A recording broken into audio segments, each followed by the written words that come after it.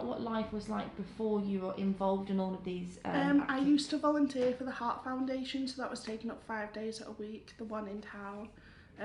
But I wasn't getting out, I wasn't going to the cinema, whereas now that I'm going to the cinema with Kieran, I'm getting out more, so I'm seeing more films. I recently saw Speed on Saturday with Kieran when it showed its 30th anniversary, so I'm getting out more. Before I was really lonely, so I was sitting in my room on video call to friends. I thought were actually friends, but I never met them because of lockdown. So I was talking to strangers online and just videoing on, gaming online, and just, whereas now that I'm getting out more, my parents have seen a different side to me. And what do you think that side is? A more friendly side, whereas before I was like really mean to people because of lockdown, because lockdown showed me a different side.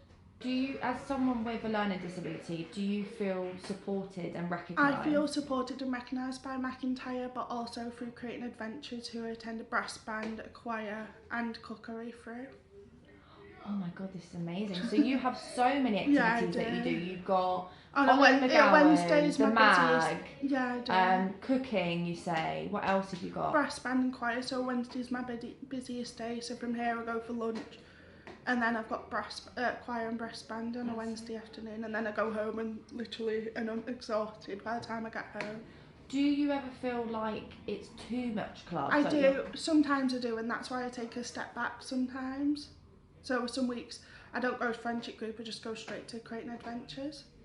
And for areas that don't have friendship group, what would you say to someone who is lonely and thinking about creating something like that? I'd say it'll go through Facebook. Facebook's one of the best. It can be the best thing in the world, can also be the worst thing in the world.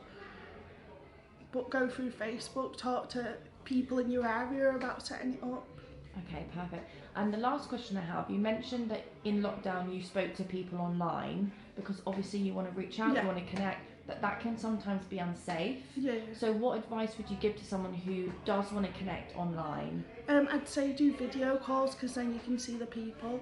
Don't speak on the phone because you don't know who you're actually speaking to, but on video call you can see the person on the other side.